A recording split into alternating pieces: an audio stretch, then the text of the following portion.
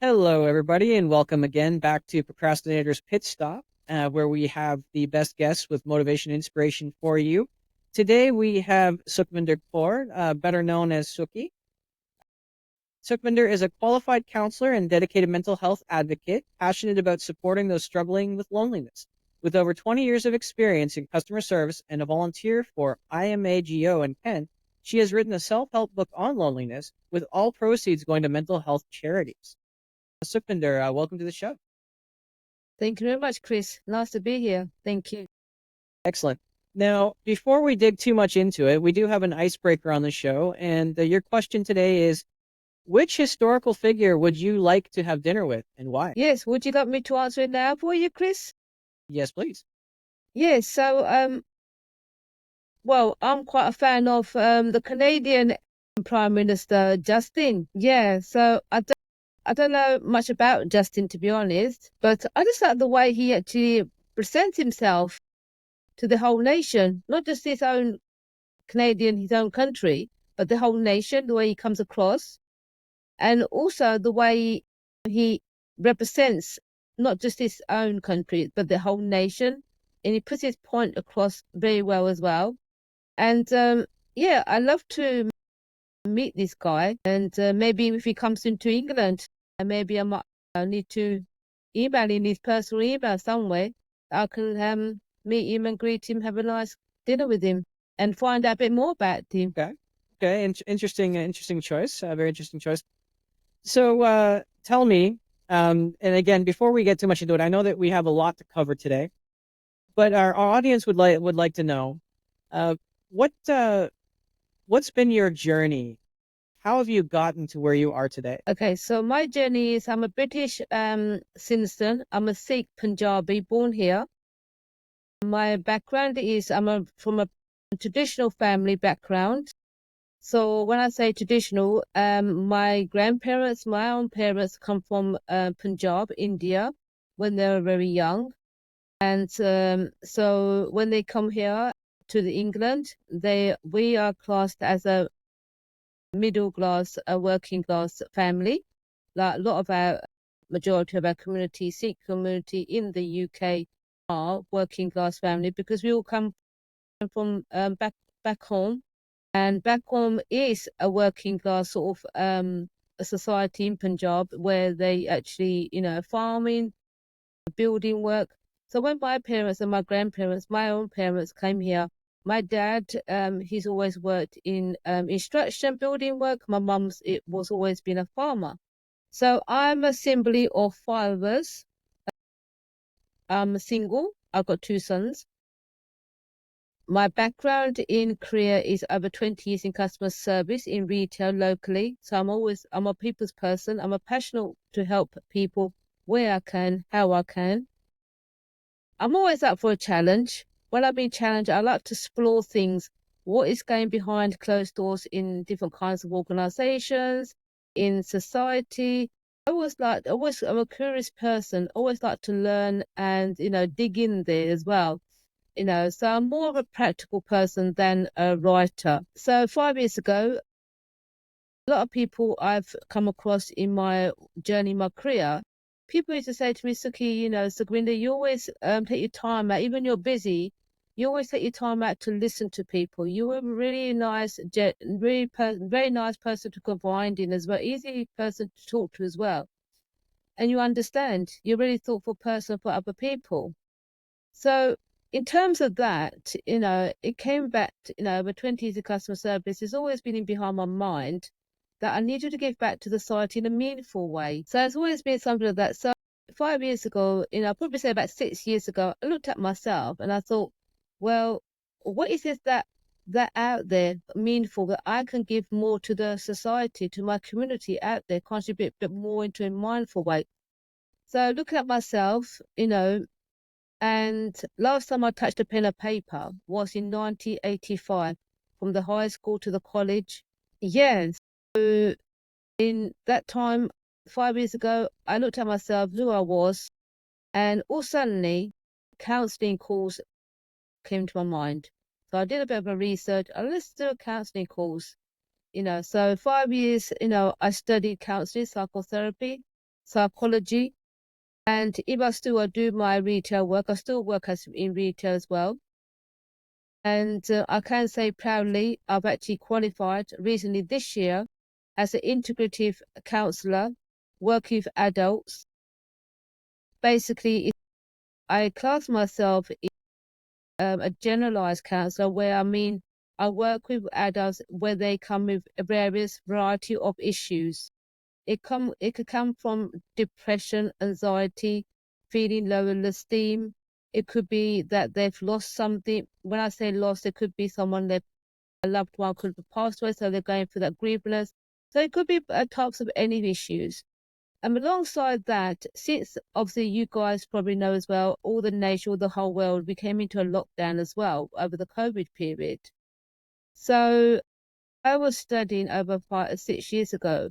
I was studying. I wanted to do part of my study. I wanted to put a foot into where I could get more experience before I went into the placement to an organization my final year, where I would be doing the clinical hours.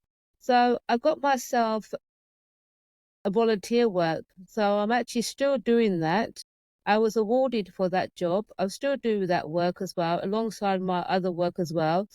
Um, I volunteer for a mental health organisation in where I live in London, in England, in my area in Kent. That organisation's name is Imago Community Charity Organisation, where they actually support people who are lonely, isolated, or just need a friend to speak to over the phone or face to face. An hour session, they get about 6 sessions in a whole, but the session works out once a week, an hour.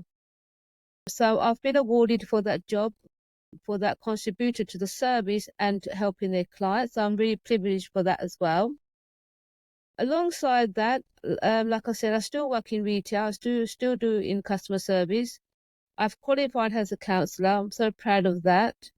I would have thought I would be, I thought, like I said, 1985 was such a pen and paper. I would have thought, going back to studying again all those years and bringing up 2 kids as well. Yeah, so in that time in my journey, when I was studying and before that, so I'll probably say about over 10 years, when my marriage broke down, I had a lovely childhood. A lovely childhood. My lovely families brought me up very, very, really, grateful.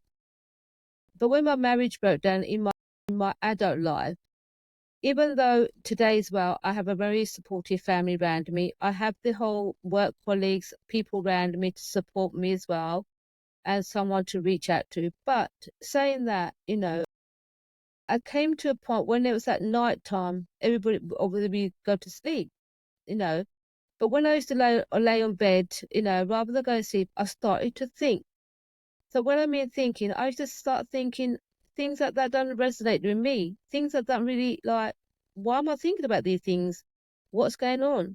So as time went, all my overthinking that deeply went into me feeling isolated, lonely. I felt so lonely in myself, where I was starting to overthink in that night time every single day. So from that time, I started to question myself. Is there something wrong with me? Is there something is something happening outside? A lot of people are going through what I'm going. Is there something new on the market or something? I've only my marriage just broke. I've got so many beautiful family and everything else. Why am I feeling this way? So I started to research outside. I started to come out of my comfort zone. I started to talk about into my work colleagues, people who come to associate with me around the community. I even started to ask my family, and I started to research while I was studying as well, while I was still doing my volunteer work as well. Started to talk to those people as well. I started to talk to people in my study, colleagues as well, students, my teacher. So when I mean study, I mean research, I came to a point like, I started to ask questions like, are you feeling lonely? Do you know anybody feeling lonely? Have you ever felt lonely? Or do you know anything about lonely? So these are the sort of questions I started to research. And every time I used to research, I used to come home, before I used to go to bed, I used to jot things down on my notepads. So I gathered over 10 years of research in my notepads, all papers. They were still in my cupboard, in my bedroom cupboard, even though at that time still I was going through lonely. And also I found in my research, that even though I qualified, when I was qualified as well, and in volunteer work as well, I came across that people do need help, you know, and I found things that what managed me as well to get through that, combat that loneliness. So everything I started to research for me started to things that I used in that journey in over 10 years, why I was doing my research, why I was studying, why I was doing all this volunteer work even now as well. I started to sort of reach out to the services, because in my research as well, I gathered a lot of people didn't really know if there are services out for lonely people. Loneliness exists. Are the services just for like mental health or grievances or Samaritans or other sort of type of organization? But there's nothing about loneliness. So it came to now, as I've qualified this year, still continue to do my volunteer work, still doing my other job in retail. I had all these notes gathered up, and I thought, okay, now is the time to look at these notes. I've gathered all these 10 years of notes. I've combat my own loneliness. I'm really in a happy place now, really, confidence, content in my place. And I still use those things, I know what I've managed me as well. I still use those skills. So I thought, do you know what? People need help. I need to help these people.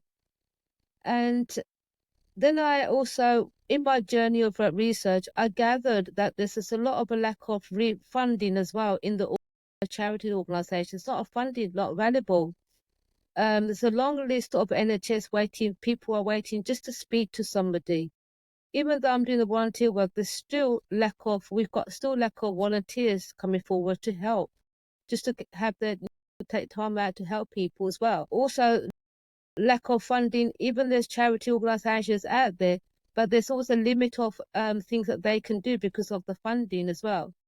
And also, I was trying to find like groups of people who can actually resonate with what I was understanding, or what I was thinking of to do to set up workshops and everything else. I couldn't find that group because people not always want to understand, resonate, or work with you what you want to do a project on. So it all came back to, what am I going to do? Right, I know what I'm going to do.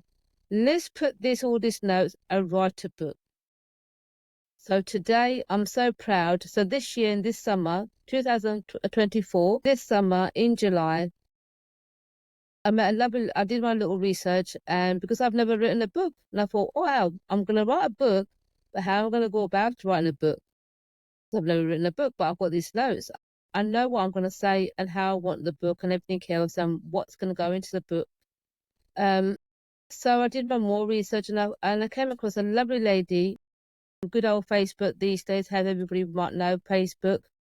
And she was a retired women's advocate and also an author as well. So I had a meeting with her. I introduced myself on a Zoom meeting. She introduced myself, and how did you find me? What would you like me to support you with? So I told her about these notes and who I was, and what I wanted to do, write a book on this. So could you help me? So she said, oh, so she believed in me, believed in my project. So I just goes, let's get on with it then, Sukhvinder. Let's get your book out.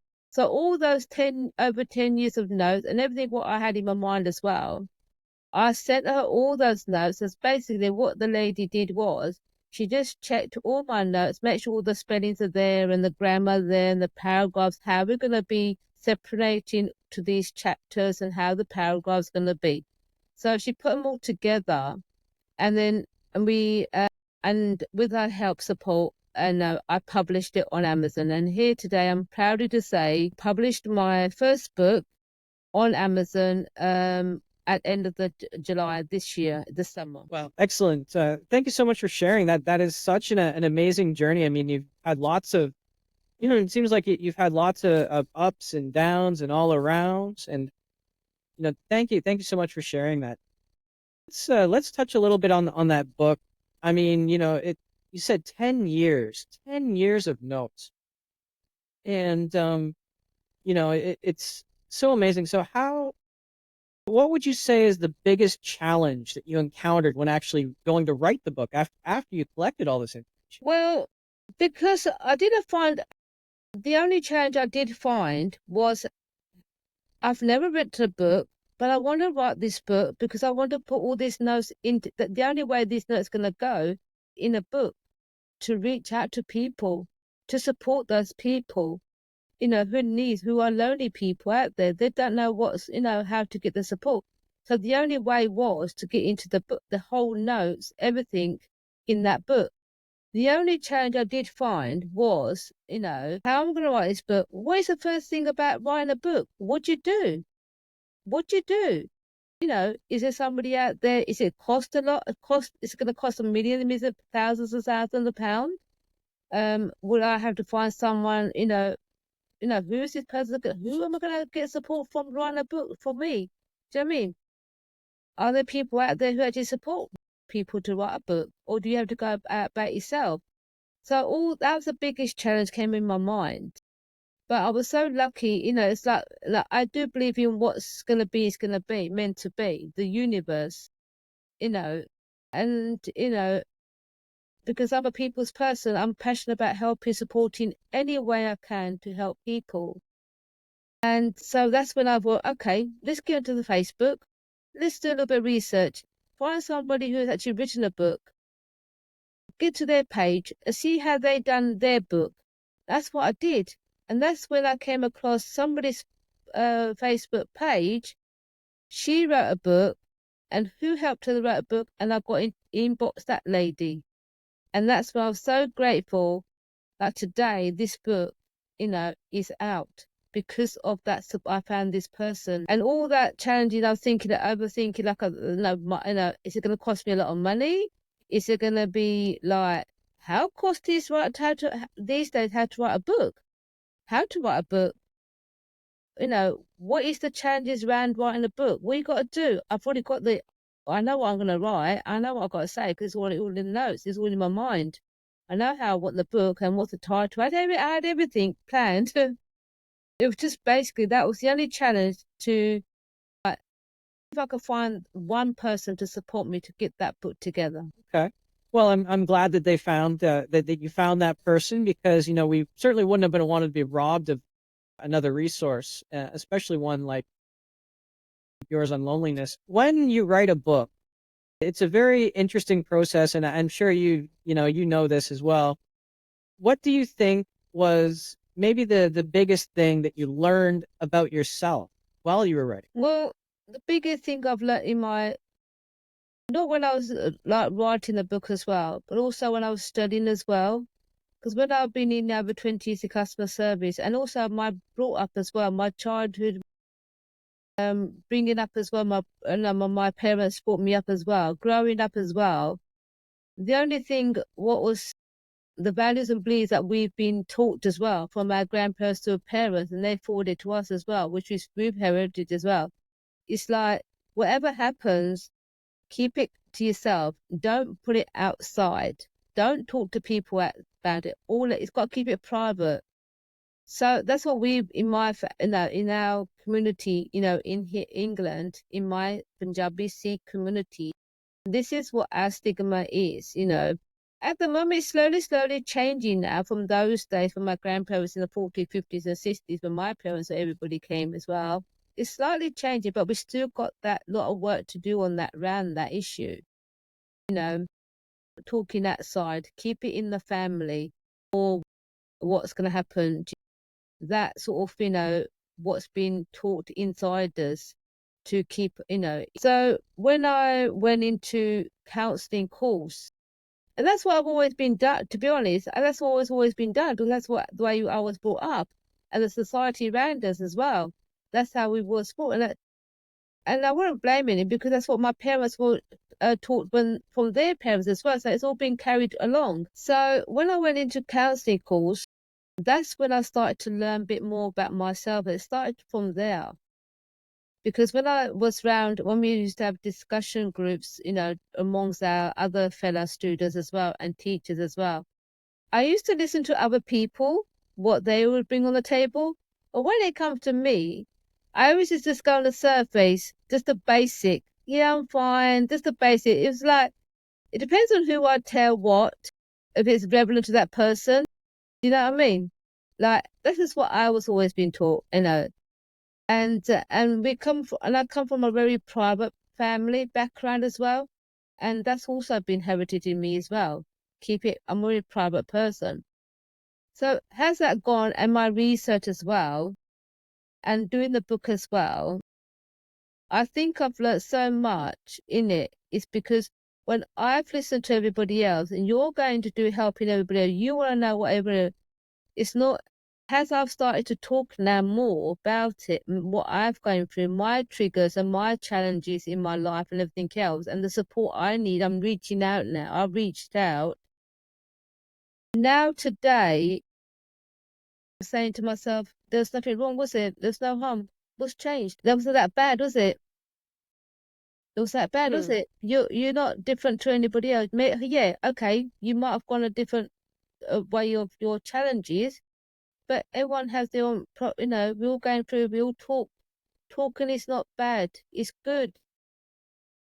So this is what I've learned in my journey over 10 years of research of this book, everything I put in this book, and the study I did, and also my volunteer work as well. It's actually helped me. And I've actually, to be honest, it completely changed my mindset as well. It completely changed me, the way I'm looking at the world as well, and myself. Even though I wouldn't say, I still respect my family, we still do things together. But now I think my parents, so to be honest, my late grandparents, have passed away now, but my parents, now has times gone now in the modern times, the centuries are now. My parents have actually started to learn a bit now. They've changed now. Their mindset slightly changed. Yeah, we still got that traditional and the belief. We've got to do all that, keep it into our traditional as well. We respect all that.